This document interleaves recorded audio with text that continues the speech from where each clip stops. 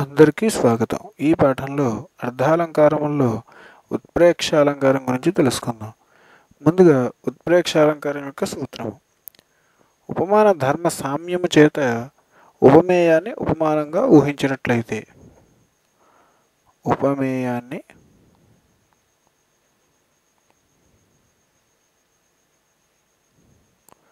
ఉపమానముగా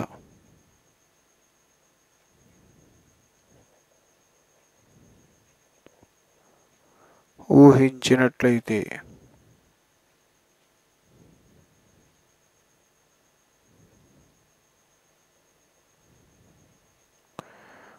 అదే ఉత్ప్రేక్ష అలంకారం.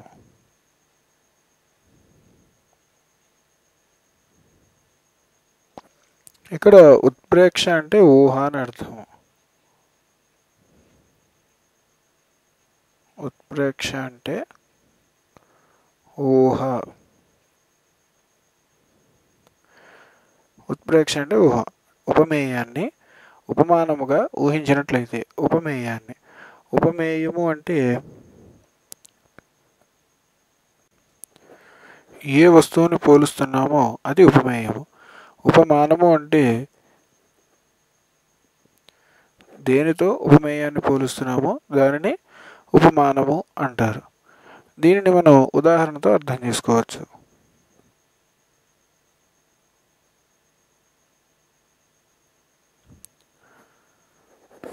ఒక ఉదాహరణ,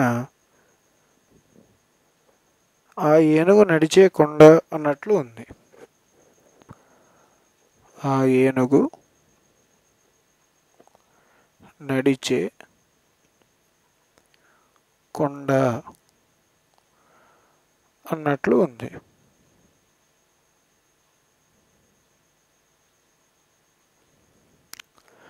ఇక్కడ ఏనుగు అనేది ఉపమేయం. ఉపమానము ఏమిటి అంటే కొండ. అంటే నడిచే కొండలాగా ఆ ఏనుగు ఉంది అని మనం ఏనుగుని కొండతోటి పోల్చాము. ఈ విధంగా మనం కనుక పోల్చినట్లయితే అది ఉత్ప్రేక్ష అలంకారము. అంటే మనం ఊహించాము, ఏనుగుని కొండ అనే విధంగా ఊహించాము. దీనికి మరొక ఉదాహరణ.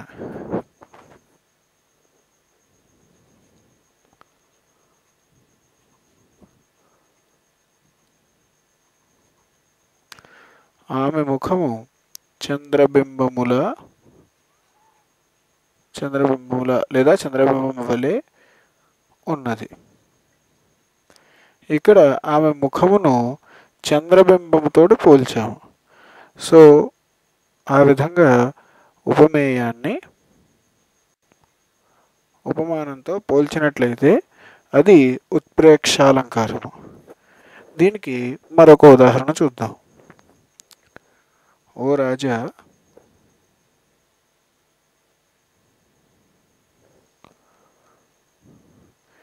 నీ ప్రతాపాగ్నికి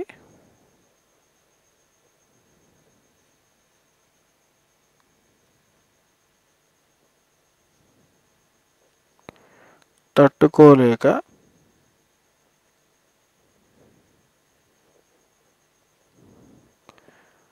అవమానంతో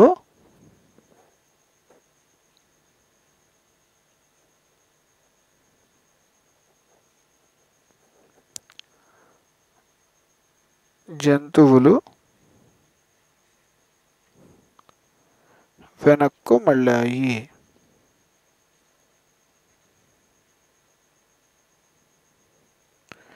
ఇక్కడ ఎవరో ఒక రాజుని పొగుడుతున్నారు.